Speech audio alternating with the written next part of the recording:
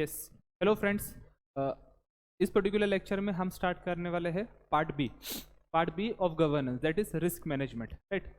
अब बच्चों इसका क्या ही एनालाइज ले लूँ, राइट, क्योंकि every year it is ask for 20 marks, right. हर साल कितने मार्क्स का पूछा जाता है? 20 मार्क्स का क्वेश्चन पूछा जाता है, राइट। पहले इसके बारे में थोड़ा फैक्ट बता देता हूँ रिस्क मैनेजमेंट के बारे में। हर साल 2019 से अगर आप ऑब्जर्व करते हो तो हर साल it is ask for 20 marks, right. उसके बाद में 4 क्वेश्चंस होते हैं पार्ट बी में, 4 क्वेश्चंस ऑप्शन में नहीं होते, ऑप्शन में कुछ नहीं होता है, 4 ही क्वेश्चन पूछेंगे। Every question for 5 marks, option में क्वेश्चन नहीं होता है।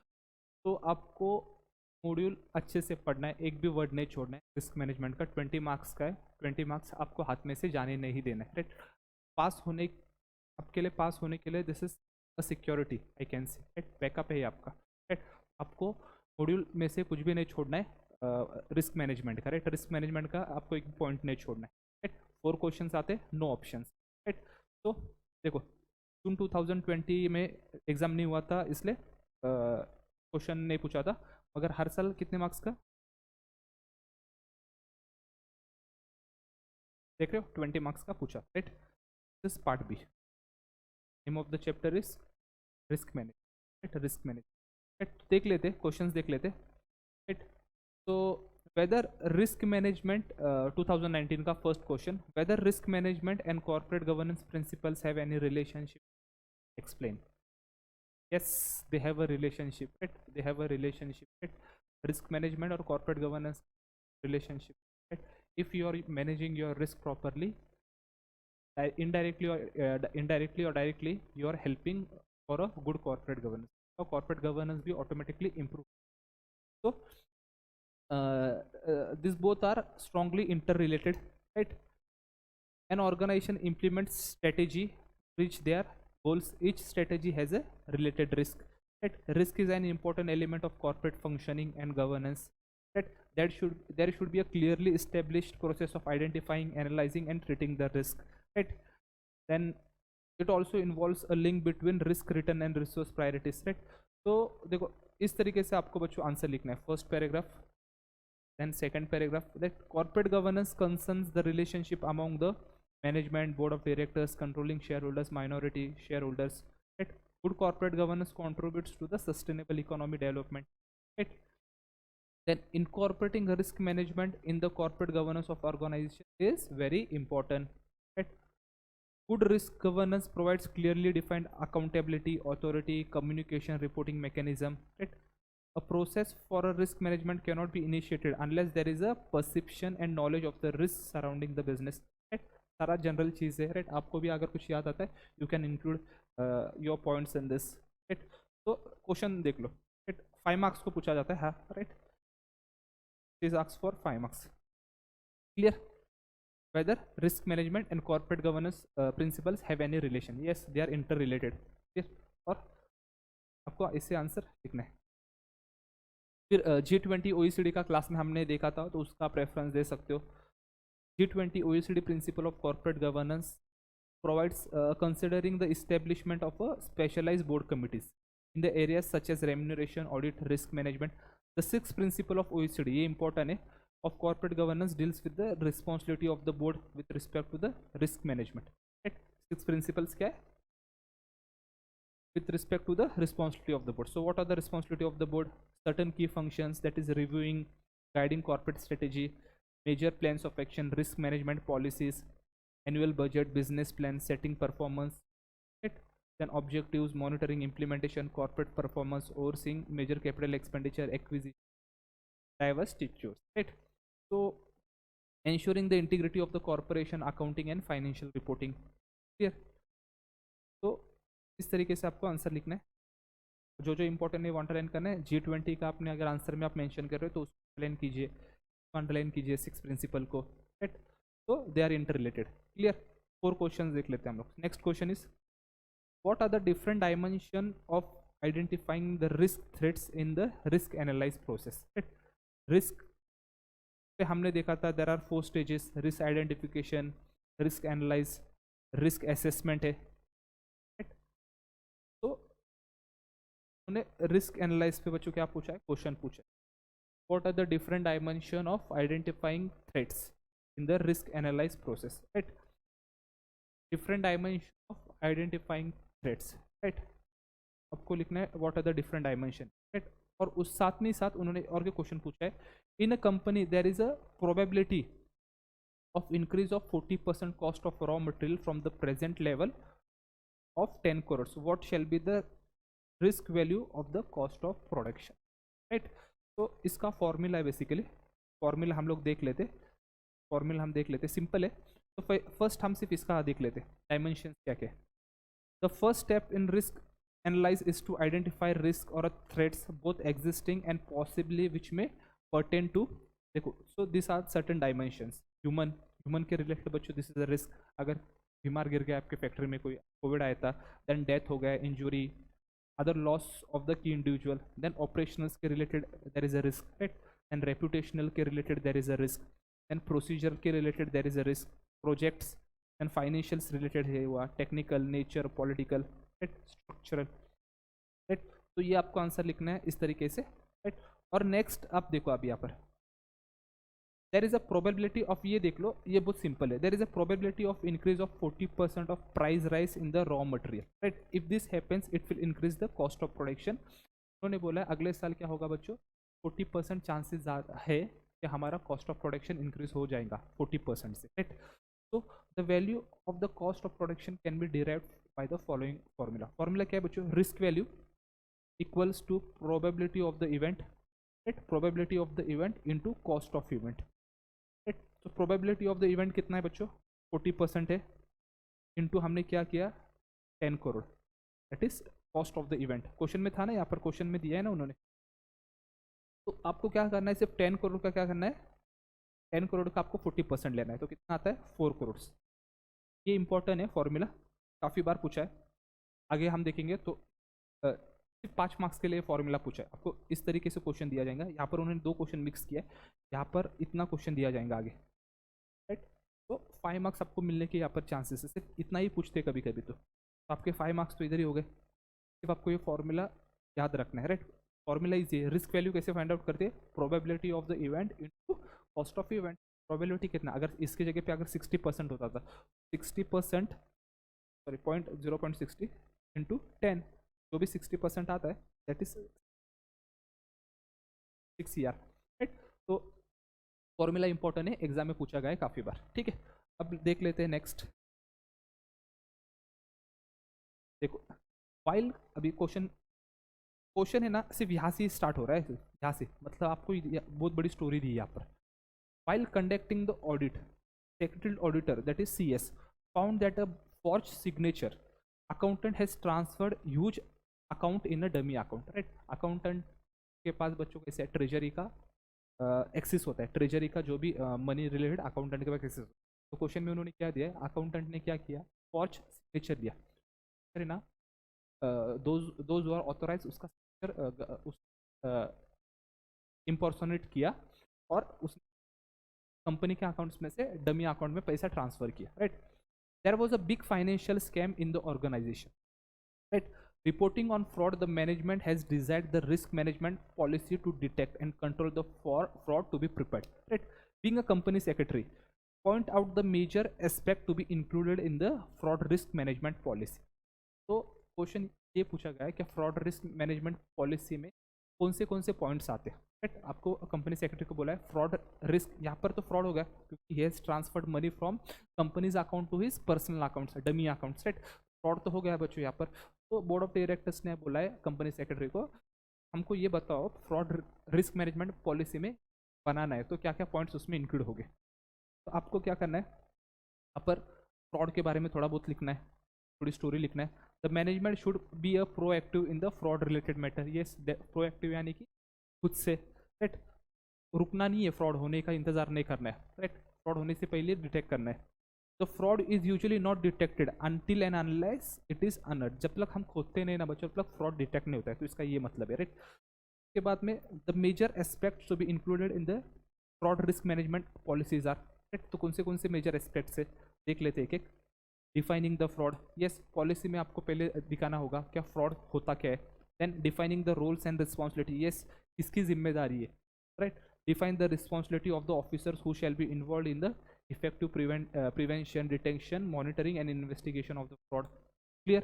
उसके बाद में communication channels, encourage employees to report suspicious cases of fraud or misconduct. Right? पूरा अंदर नहीं पढ़ रहा हो बच्चों, क्योंकि we are just seeing what type of questions comes in exam and how to write the answer. Right? उसके बाद में the next is disciplinary action. Right? After due investigation, disciplinary action against the fraudster may be considered as per the company's policy. Yes, disciplinary action क्या होगी, क्या disciplinary action होगा? Right? It should be mentioned in the policy. Right? It should be what we can say explicitly written. Then reviewing the policy. Yes, employees should educate their team members on the importance of complying with the company policies and procedure. Policy should be reviewed on the periodically basis. Right? Policy outdated हो जाती है तो आपको review करना है. समझ में आया बच्चों? Question 5 marks. Right, 5 marks. ठीक है, अब आते हैं नेक्स्ट.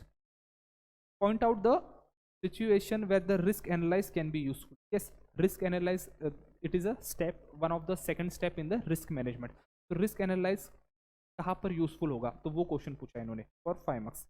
राइट, देखो, it is a second stage in analyzing the risk which helps to identify and manage the potential problems that could undermine the key business initiative or a project. Right? To carry out the risk analysis, first the possible threats are identified. Yes, possible threats are identified, and then the estimate likelihood of these threats will be materialized. ठीक है, तो आपको risk analyse के बारे में लिखना है.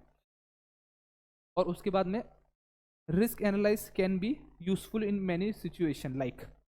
अब रिस्क एनालाइज का यूज हो सकता है, प्लानिंग के स्टेज पे हो सकता है बच्चों. राइट, रिस्क को हमको एनालाइज करना है. वाइल डिसाइडिंग वेदर और not to move forward with the project, यहाँ पर भी यूज हो सकता है. While improving the safety and managing the potential risk in the work place. Then while preparing the event such as equipments and technology failure, theft, staff sickness और natural disasters.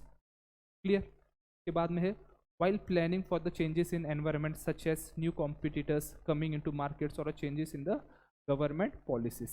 Right? So these are some of the points in which risk analysis can be useful. ठीक है, अब देख लेते हैं next. जून 2019 में हमने बच्चों 4 क्वेश्चंस देख लिए. राइट, अब दिसंबर 2019 में क्वेश्चन क्या है? Liquidity and solvency are all together different, do you agree? Right, ये दोनों डिफरेंट है क्या? Do you agree? Yes, it is different. Discuss the types of liquidity risk. Right, तो पहले आपको यस लिखना है. Liquidity and solvency are 2 different aspect. Yes बच्चों, सॉल्वेंसी क्या होता है? सॉल्वेंसी मतलब क्या होता है? It is the inability of the organisation to repay its debt. Right, to repay its debt. अगर वो रिपे नहीं कर पा रही, पैसा लिया और दे रही नहीं, तो it signifies solvency. Sorry, solvency signifies the capability of the organization to pay its debts. Right? Solvency मतलब क्या? मैंने insolvency के बारे में बोला. Insolvency मतलब they are not able to pay its debts, और solvency they are able to pay its debts. Right? और solvency से क्या पता चलता है बच्चा? फाइनेंशियल साउंडनेस पता चलता है ऑर्गेनाइजेशन का. राइट, के बाद में liquidity is all together different from the word solvency. Liquidity मतलब क्या होता है वो देख लेते. A firm may be in the sound position as per the balance sheet, but if the current assets are not in the form of cash or a near cash asset, a firm may not make the payment to the creditors, which adversely affects the reputation of the firm. Yes, liquidity क्या होता है बच्चों? मतलब अगर आपके पास तो आपकी balance sheet बहुत अच्छी है, एसेट्स आपके भी है, लाइबिलिटीज भी है, बैलेंस शीट तगड़ी है आपकी, मगर वो बैलेंस शीट में आपके जो एसेट्स है आप कन्वर्ट नहीं कर सकते कैश में. Right, within a short period of time. Right, because you may have to give to the money to the creditors. So in that case your business is not a liquid, या फिर your balance sheet is not a liquid balance sheet. Liquidity और solvency में आपको पता चल गया. Solvency basically company is able to pay its debts. Right, it can be liquid, it can be non liquid. But liquidity में क्या होता है? तुम्हारा जो भी current assets है it should be converted into short period of time. Right? और types of liquidity risk में देख लो. types of liquidity risk में trading risk and funding risk. Trading risk में क्या होता है बच्चों? Absence of liquidity, buy and sell. जो भी सिक्योरिटीज होते हैं आप क्या कर रहे हो बच्चों? बाय एंड सेल नहीं कर पा रहे हो, लिक्विडिटी जनरेट नहीं हो रही उससे. राइट, और सेकंड में फंडिंग रिस्क में it refers to the inability to meet the obligation, that is inability to manage the funds by either borrowing or by sale of asset securities. Funding risk मतलब हमारे को पैसे की ज़रूरत है but you are not able to meet it, right. तो types of liquidity risk आपको फिर इस तरीके से आंसर लिखना है, राइट। देख रहे हो, सॉल्वेंसी के बारे में लिख लिया, लिक्विडिटी के बारे में लिख लिया, और टाइप्स ऑफ लिक्विडिटी रिस्क लिख लिया आपने, ठीक है। इसके बाद में next point,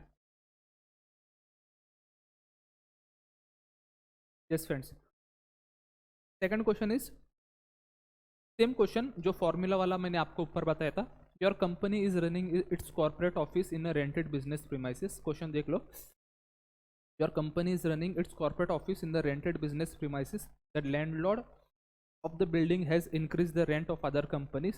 There are 80% chances of increase in the rent of office occupied by your company in the next year, right? If this happens, it will cost you a business an extra 5 lakh over the next year. Calculate the risk value. क्या बोला है, आपका जो भी office है that is taken on rent, right, और आपका जो भी लैंडलॉर्ड है उसने क्या किया, जो बाकी के जो भी ऑफिस है, राइट, जो भी ऑफिस है उसने जो भाड़े से दिया है तो उसने रेंट इंक्रीज किया है, और चांसेस तुम्हारा रेंट बढ़ाने की भी चांसेस है। जहाँ पर आप रहते हो, मतलब जहाँ पर आपने रेंट पे लिया है तो उसका रेंट बढ़ाने के भी चांसेस है। कितने चांसेस है, देयर आर 80% चांसेस, और उस चांसेस से आपको कितना लॉस एक्स्ट्रा कॉस्ट हो सकता है अगले साल, 5 लाख रुपीज़। तो उन्होंने बोला calculate the risk value. Risk value कैसे कैलकुलेट करना है बच्चों, इट इज़ अ रिस्क ना, आपका जब रेंट बढ़ने वाला है 5 लाख से, ये रिस्क नहीं है तो फिर क्या है फिर, राइट। तो फॉर्मूला देखो, 5 मार्क्स के लिए पूछा है क्वेश्चन, और आपको सिर्फ क्या करना था इसमें, probability of the event into cost of event. देखो ये सिर्फ फॉर्मूला है, बाद में प्रोबेबिलिटी कितना है, 80 into 5 lakh, it is a cost of event. कितना आ रहा है, 5 लाख का 80% कितना होता है बच्चों, 4 लाख रुपये होता है ना, 4 लाख रुपये होता है ना। तो this is the your value, right, this is your value. Clear, ठीक है।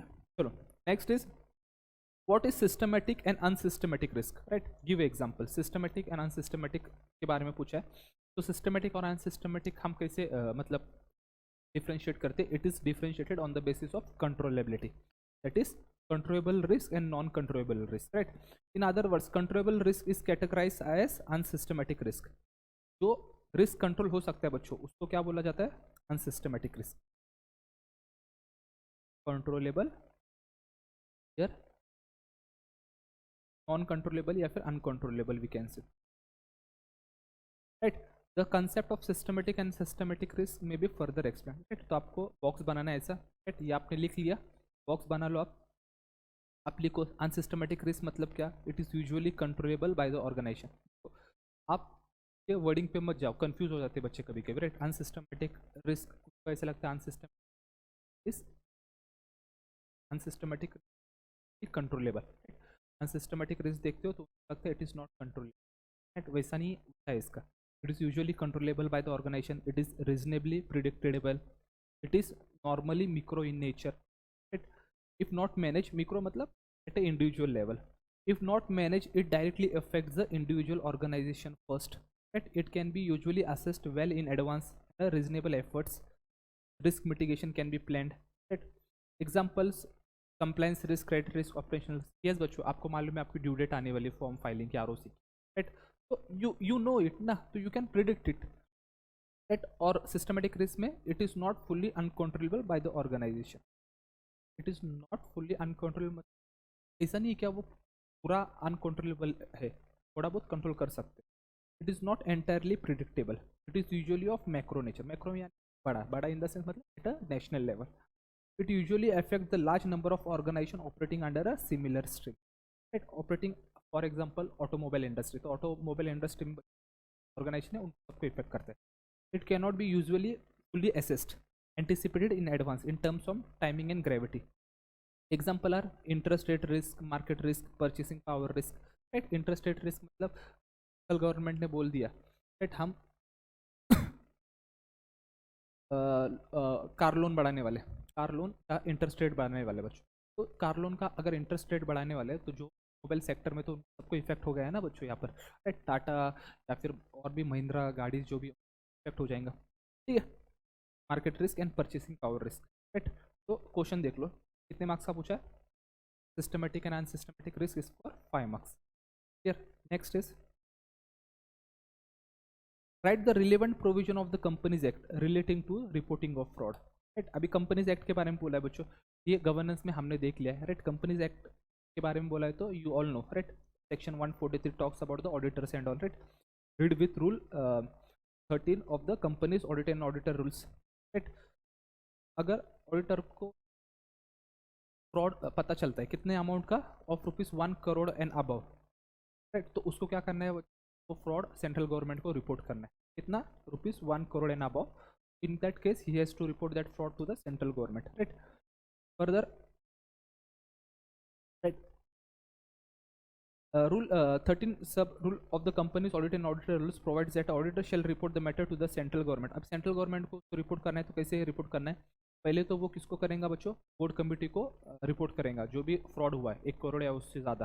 राइट, उसका उनका रिप्लाई वो उनके पास से लेगा, बोर्ड और ऑडिट कमेटी के पास से, विद इन 45 डेज. राइट, और उसके बाद में 45 डेज के बाद में सेंट्रल गवर्नमेंट को 15 दिन के अंदर उसको बताना है. ऑडिटर का भी रिप्लाई और जो भी उनका रिप्लाई आया है बोर्ड और ऑडिटर्स का, उनका भी रिप्लाई. और ये किसको बताना है बच्चों, ये तो सेंट्रल गवर्नमेंट में मगर किसको, secretary ministry of corporate affairs, इसमें बताना है secretary ministry of corporate affairs. और by registered post, register post में कैसा होता है बच्चों, जब आप पोस्ट रजिस्टर करते हो तो जिसको भी वो पोस्ट मिला है तो वो एक्नॉलेजमेंट देता है that I have received it. Right, उसको रजिस्टर पोस्ट बोलते हैं. और by speed post, speed post यानी कि तुरंत चले जाता है. Followed by the email in confirmation of the same. Yes, जब आप पोस्ट करते हो तो मेल लिख दो that I have send you the this what we can say letter, have you received it, if you have received it then confirm it. Right, तो वैसे. और क्या होगा, it should be on the letter head of the auditor. Right, जो भी fraud, and it should be sign by the auditor, shall indicate the membership number. Right, तो इसमें आपको बच्चों क्या करना है, फर्स्ट तो आपको इस सेक्शन का रेफरेंस देना है कि कंपनीज एक्ट रिलेवेंट प्रोविजन उन्होंने. राइट, रिलेवेंट प्रोविजन पूछा है, उसका मतलब क्या होता है, प्रोविजन आपको लिखना पड़ेगा ना, रूल भी लिखना पड़ेगा आपको. राइट, और फ्रॉड अगर 1 करोड़ से कम है तो ऑडिटर क्या करेगा बच्चों, ऑडिट कमिटी को बताएगा, and it is not later than 2 days, 2 दिन के ऊपर नहीं होना. राइट, अगर 1 करोड़ से कम है तो, और 1 करोड़ या फिर उससे ज़्यादा है तो सेंट्रल गवर्नमेंट को बताना पड़ेगा, that is secretary ministry of corporate affair. ठीक है, और ये किसको एप्लीकेबल है बच्चों, ये रूल 13 ये हमारे कॉस्ट ऑडिटर को, कंपनी सेक्रेटरी को भी एप्लीकेबल है बच्चों. चार्टेड अकाउंटेंट को, ऑडिटर को एप्लीकेबल नहीं है. अगर सीएस को भी अगर दिखता है जब वो ऑडिट कर रहा है अपना सेक्रेटरी ऑडिट, उसको क्या 1 करोड़ या उससे ज़्यादा फ्रॉड हो रहा है तो उस केस में क्या करना है, सेंट्रल गवर्नमेंट को बताना है बच्चों. के लिए एप्लीकेबल नहीं है, it is also applicable for CWA and CS. Right, और पेनल्टी बोला है उन्होंने, can not less than 1 lakh rupees but which में एक्सटेंड टू 25 लाख रुपीज़. ठीक है, तो इस तरीके से आपको आंसर लिखना है उसका, and this is the question. देख लो क्वेश्चन, देख लिया. ठीक है, चलो आगे आगे बढ़ते. नेक्स्ट क्वेश्चन अब दिसंबर 2020 में. फर्स्ट इज क्या है, describe in brief the enterprise risk management. ये इंपॉर्टेंट है बच्चों, it's components and limitation. Enterprise risk management मतलब क्या, एंटरप्राइज में जो रिस्क होता है उसको मैनेज करना, उसके कंपोनेंट्स क्या है और उसके लिमिटेशंस क्या है. राइट, एंटरप्राइज रिस्क मैनेजमेंट क्या है, is a process put in place by the entity, board of directors, management, other personal, applied in the strategic setting across the enterprise, designed to identify the potential events that may affect the entity and manage the risk within its risk appetite. Risk appetite मतलब risk taking capacity, to provide a reasonable assurance regarding the achievement of the entity's objective. ठीक है, अब उसके बच्चों enterprise risk management encompasses क्या क्या है, ये सारे पॉइंट्स है, देख लो आप. राइट, और उसके कंपोनेंट्स क्या है, कंपोनेंट्स क्या है, internal environment, objective setting, event identification, risk assessment, risk response. हमने ऑलरेडी देख लिया है रिस्क मैनेजमेंट का, मेरा चैप्टर देख लो आप. Control activities, information and communication, monitoring. Right, और लिमिटेशन क्या है बच्चों, देखो रिस्क मैनेजमेंट तो करना है मगर लिमिटेशन तो होता है ना, क्योंकि रिस्क मैनेजमेंट कौन करता है, ह्यूमन ही करता है. So human judgement in decision making can be faulty. Right, then cost benefit analyse हो सकता है, then breakdowns can occurs because of the human failures such as simple errors और mistakes. Right, controls can be circumvented by the collusion of two or more people. Yes, company में दो लोगों ने बोला है चल हम कुछ तो फ्रॉड करते, राइट। अगर दोनों की मिली भगत हो गई तो बच्चों इज वेरी डिफिकल्ट ना, साथ में मिलकर वो लोग काम करें। Management has ability to override the enterprise risk management decision, right. तो this are the limitation, right, and this are its components. और आपको यहाँ पर एंटरप्राइज रिस्क मैनेजमेंट के बारे में लिखना है, देख रहे हो आप। Describe in brief enterprise risk management, it components and limitation. It is for 5 marks, ठीक है। नेक्स्ट क्वेश्चन देखो, risk analyse is an essential tool and one that could save time, money and reputation. Explain the statement and bring out the use of the risk analyse. बच्चों ये हमने risk analyse हमने already देख लिया है ऊपर, while planning the projects वगैरह। ये क्वेश्चन रिपीट हुआ है, this question is repeated and this is for 5 marks. ये क्वेश्चन क्या हुआ है बच्चों, रिपीट हुआ है, राइट, रिस्क एनालाइज का। आप ऊपर देख लो रिपीट हुआ है, तो मैं फिर से एक्सप्लेन नहीं करूंगा, मगर सिर्फ देख लो रिपीट होता है क्वेश्चन। तो रिस्क एनालाइज पे देखो फिर से उन्होंने क्वेश्चन पूछा, तो रिस्क एनालाइज इंपॉर्टेंट है ना, ठीक है। इसके बाद में आ जाइए नीचे, देखो अब पूछा है नॉन फाइनेंशियल रिस्क के बारे में क्वेश्चन पूछा 5 मार्क्स के लिए। Non financial risk, non financial risk do not have a direct and immediate impact on the business, ठीक है। फाइनेंशियल्स में हमारा जब पैसा जाता है तो हमको लगता है क्या, पता चल जाता है, राइट। मगर कुछ non, if it is not money and if it is goes, तो पता नहीं चल पाता है। But the consequences are very serious and later that is for reputation, right. तुरंत नहीं पता चलेगा मगर उसका गुडविल कम कम होते जाता है, एक टाइम में वो पता चल जाता है।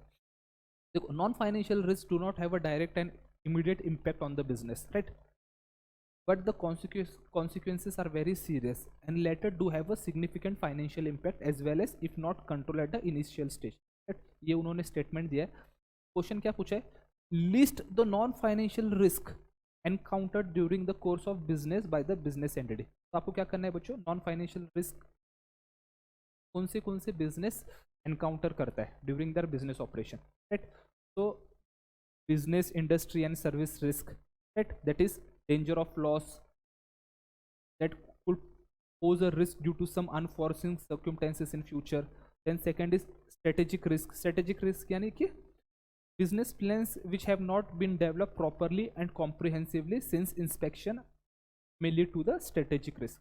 strategic risk मतलब basically क्या होता है, it is basically related to the planning, right। initial stage में हम planning करते हैं ना, right, और काम खत्म होने के बाद पूरा मतलब समझो बिल्डिंग खड़े करना है, प्लानिंग वगैरह हो गया, बिल्डिंग बनने के बाद आप कुछ भूल जाते हो, that is known as strategic risk. Then compliance risk, that is compliance with laws and regulations. Then fraud risk, right, fraud that is abuse in systems and controls. Then this is also, this are बच्चों ये क्या है सारा, this are non financial, right. उसके बाद में transaction risk, disaster risk that is earthquake and all, regulatory risk that is change in government policies, right। then technological risk that is system failures and all, right, system failures, hacking वगैरह होता है, tampering होता है data का access वगैरह का, so that comes under non financial risk, clear। then coming to the next, what is meant by, next question, what is meant by handling of risk, explain the risk retention as a method of handling the risk। yes बच्चों, risk को handle करने के लिए हमने class में पढ़ा था how we can handle the risk, उसमें से एक पॉइंट है रिस्क रिटेंशन। रिस्क रिटेंशन मतलब जो भी रिस्क है आपके बिजनेस, आप क्या कर रहे हो, you are not transferring it to the other party and what you are doing, आप क्या कर रहे हो, वो रिस्क को आप रिटेन कर रहे हो, रिटेन कर रहे हो यानी कि आप एब्जॉर्व कर रहे हो, आपकी कंपनी में ही वो रिस्क एब्जॉर्व कर रहे हो, राइट। फॉर एग्जाम्पल मान लो इंश्योरेंस कंपनी को हम क्या करते देते बच्चों, कोई रिस्क है तो हम उनको क्या करते हैं, प्रीमियम देते, प्रीमियम देते, उसके कारण क्या होता है, whatever risk is there we are transferring insurance company. But इस केस में आप क्या करते हो, वो पर्टिकुलर रिस्क आप क्या करते हो, इंश्योरेंस नहीं निकालते हो और वो रिस्क आप अपने पास ही रखो, राइट। उस केस में क्या होता है, जो भी आपके प्रीमियम अमाउंट है बच्चों वो बच जाती है, राइट। तो that is one form of handling the risk, right. आप रिस्क हैंडल कर रहे हो, तो आप कैसे हैंडल कर रहे हो, you are retaining that risk, right. तो यही उसमें आंसर में लिखा है, राइट, जो मैंने आपको एक्सप्लेन किया वही इसमें लिखा है। Handling of the risk refers to the responding to the risk situation when the risk actually materialize, मतलब एक्चुअल में रिस्क होगा तो इसको कैसे हैंडल करना है।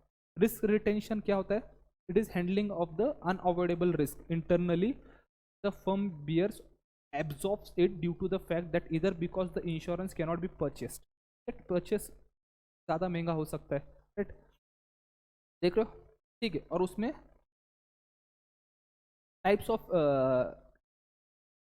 ऑफ रिस्क कौन से इसमें हैंडलिंग, रिटेंशन रिस्क में टाइप्स ऑफ रिस्क कौन से बच्चे इसमें, active risk retention, right, that is risk is retain as a part of deliberate management strategy, मतलब क्या, जानबूझ के हमने रिस्क को पकड़ के रखा है।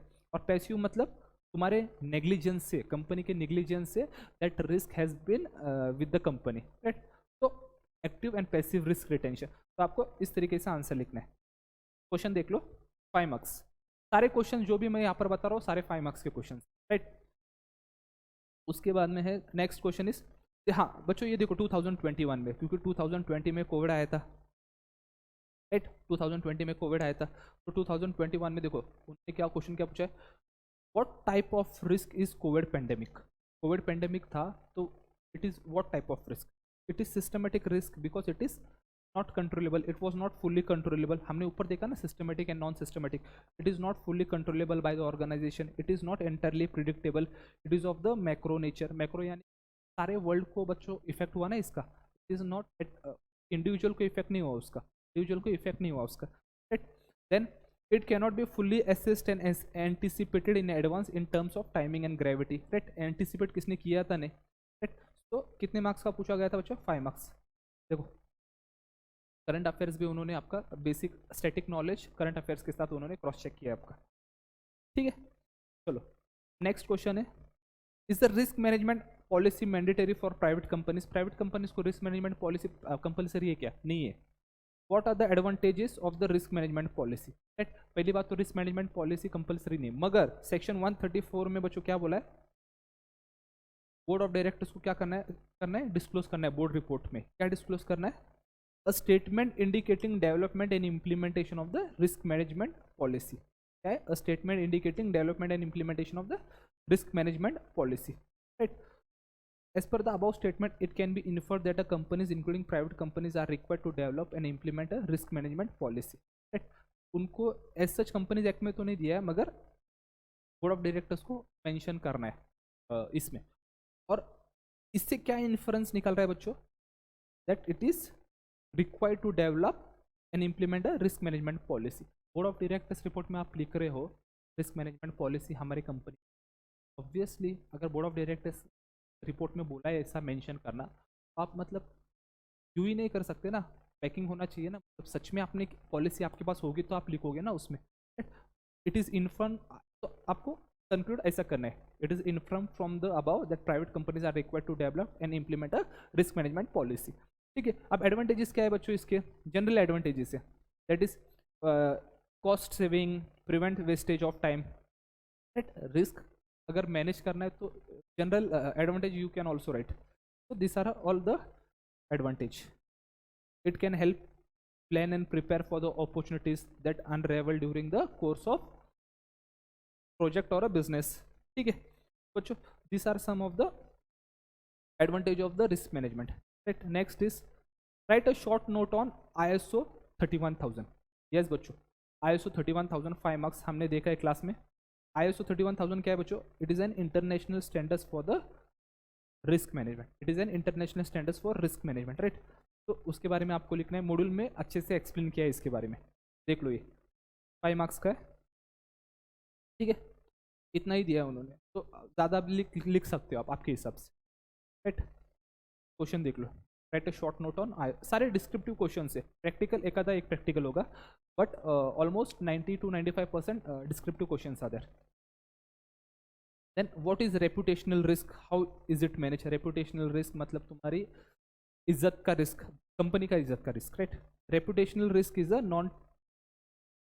अ type of non financial risk arising from the negative perception on the part of customer, counter parties and share holders, investors, right. क्या है बच्चों, नेगेटिव परसेप्शन, नेगेटिव परसेप्शन मतलब क्या होता है, तुम्हारे बारे में गलत सोच रहे बाहर के लोग, तो बोला जाए रेपुटेशनल रिस्क। तो रेपुटेशनल रिस्क के बारे में आपको लिखना है, और उसको मैनेज कैसे करेंगे आप, reputational risk can be manage on the basis of the following principles, तो this are some of the principles with through which you can manage your reputational risk. That is integration of risk while formulating business strategy. Yes, कभी भी आप business plan बना रहे हो तो आपको क्या करना है, आपको risk integrate करना है. Then effective board oversight, image building through effective communication, right? Stakeholder के साथ आपको communicate करना है. कारण क्या होता है बच्चों, हमको मालूम पड़ता है कि stakeholder हमारे बारे में क्या सोच रहा है. Promoting compliance culture to have a good governance. Yes, SEBI का क्या हुआ, सॉरी सहारा का केस क्या हुआ बच्चों, सेबी जो भी सेबी के लॉस थे दे डिडंट कंप्लाइड, तो compliance culture they breached it.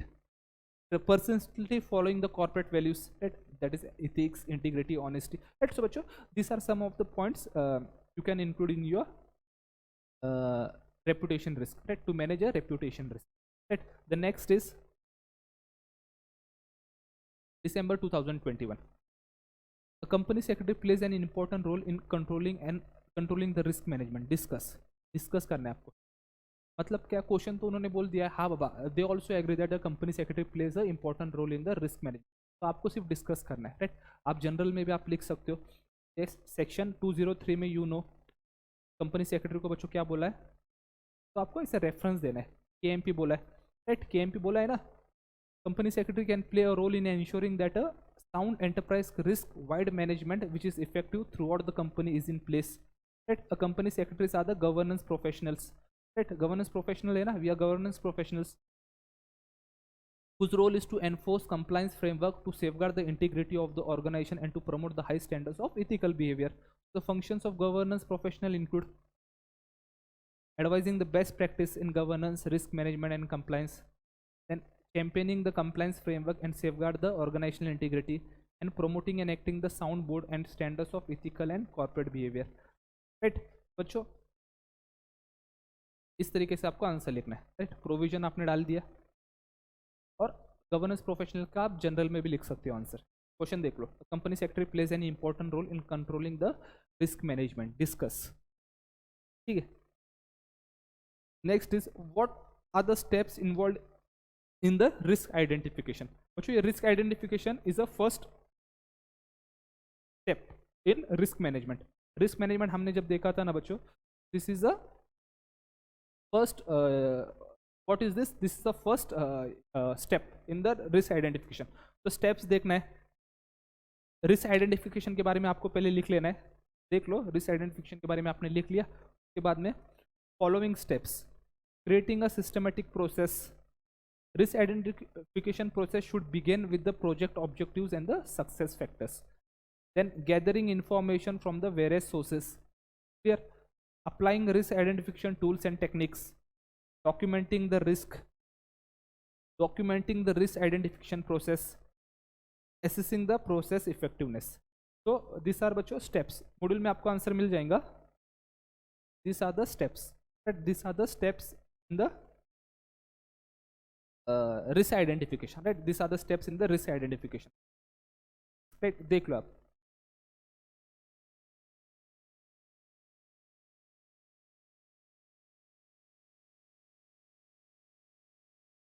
ठीक है.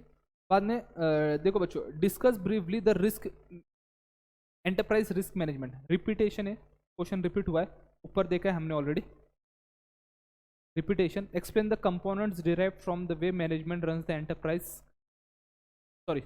Discuss briefly the enterprise risk management. ठीक question. Explain the components derived from the way the management run an enterprise and are integrated with the management process.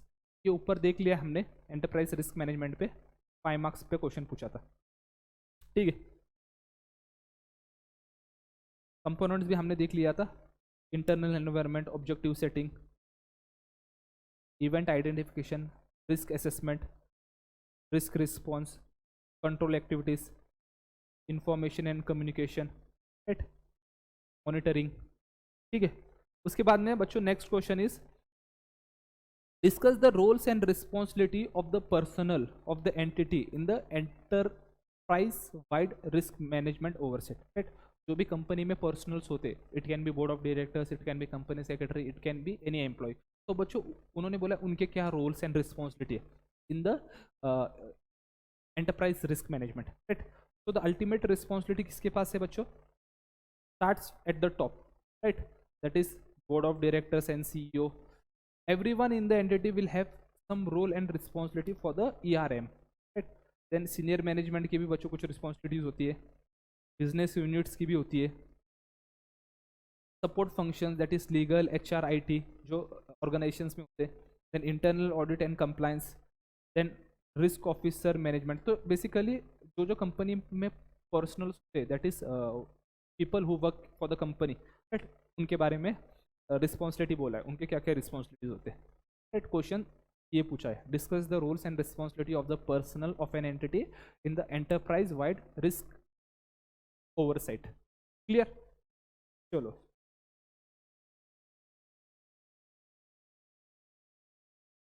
अब जून 2022 मतलब जो आपका recently exam हो गया final का, उसके बारे में देखो। क्वेश्चन क्या है देख लो, एज पर द कोसो फ्रेमवर्क फॉर द, देखो बच्चों ये एंटरप्राइज रिस्क मैनेजमेंट है ना, बार बार पूछा है, ये इंपॉर्टेंट है, आप इसको लॉक कर दो, लॉक कर दो ये क्वेश्चन को, ये क्वेश्चन को आप लॉक कर दो।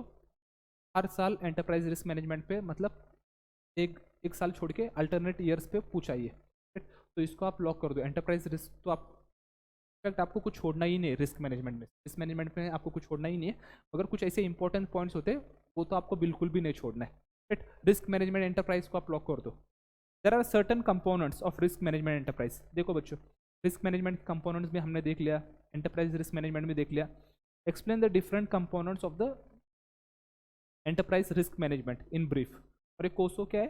Committee of the sponsoring organisation, right?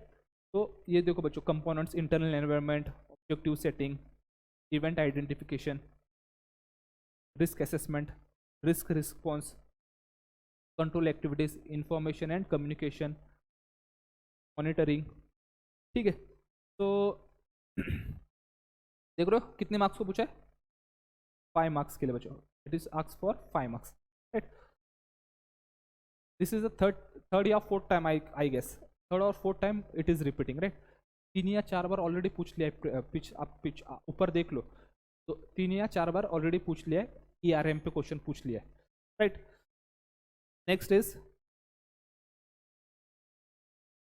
explain the term risk register and give a template of a risk register in an organization. risk register मतलब जो नॉर्मल रजिस्टर होता है ना बच्चों पेपर का, राइट? बुक के तरह, उसके बारे में पूछा है। रिस्क रजिस्टर क्या होता है बच्चों? It is a document, right, which is maintained by an organization to give details of the different risk faced by the organization. yes, जैसे हम एंट्री करते हैं, जब हम अंदर आते हैं, बाहर जाते हैं, या फिर हम ऑर्गेनाइजेशन में स्टेशनरीज लेते हैं तो हम एंट्री करते हैं ना रजिस्टर में, तो वैसा रिस्क का भी एक रजिस्टर होता है बच्चों। तो उसमें क्या लिखा जाता है? Different type of risk the organisation faces, right? And the methodology used by the organisation to mitigate the risk. Methodology used by the organisation to mitigate the risk मतलब to reduce the risk. What is the methodology used? तो उसका template देख लो बच्चों, तो question देख लो, इस तरीके से क्वेश्चन आता है, 5 मार्क्स, ठीक है? तो फर्स्ट इज देखो serial number, risk area, key risk, root cause, mitigation measures. तो first is business risk. Business risk में क्या है बच्चों? की रिस्क कौन से? Decreasing the business market share. तो रूट कॉज क्या है? Lack of innovation and market सर्वे।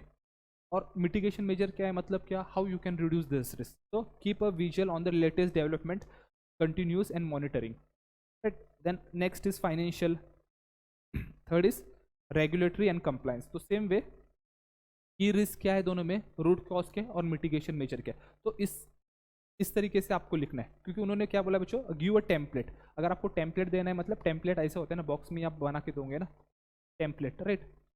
तो आपको टेम्पलेट भी देना है। Clear?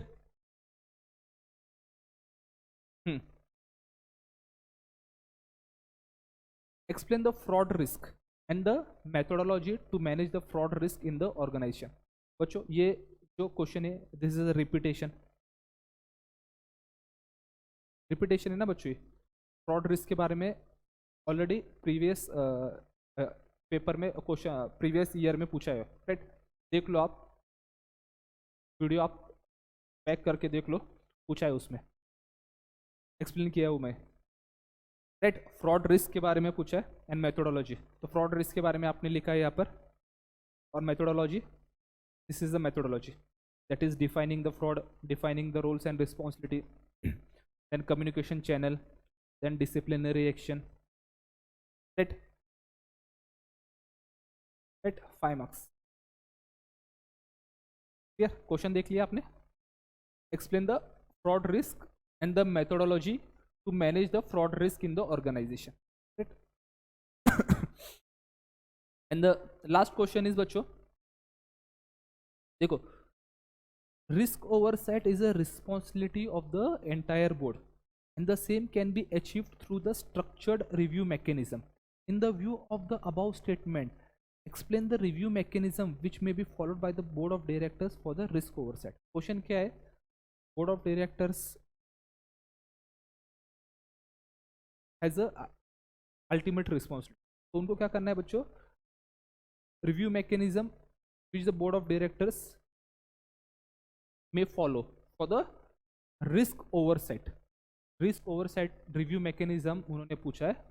Right? Explain the review mechanism which may be followed by the board of directors for the risk oversight. तो risk को हमको क्या ऊपर से देखना है, सुपरवाइज करना है, तो उसके लिए रिव्यू मैकेनिज्म के बारे में उन्होंने. तो रिव्यू मैकेनिज्म कैसे होगा? देखो, risk oversight is the responsibility of the entire board and the same can be achieved through the review mechanism which inter alia include developing policies and procedure around the risk that are consistent with the organization strategy and the risk appetite. Risk appetite मतलब risk taking capacity of the organization. Then taking steps to foster the risk awareness. Then encourage the organizational culture for adjusting risk awareness. Maintenance of risk register जो हमने ऊपर देखा. Then compliance certificate on the identification of risk and the establishment of the mitigation measures. तो ये उसका answer है बच्चों. देख रहे हो क्वेश्चन? देखो, देख लिया? ठीक है. तो बच्चों इस टाइप के क्वेश्चन एग्जाम में पूछे गए from the risk management. Right? Risk management is for 20 marks. फिर से मैं रिपीट कर रहा हूँ, it is for 20 marks. Option नहीं होता है. 4 क्वेश्चन आपको पूछे जाएंगे और चारों के चारों आपको लिखना है और आपको अच्छे से रिवाइज करना है. रिस्क मैनेजमेंट छोड़ना नहीं है. राइट? तो we will stop here. I hope आप लोगों को समझ में आया होगा. मैंने आपको जो भी एक्सप्लेन किया है, एनालाइज किया है. ठीक है, चलो बाय बाय.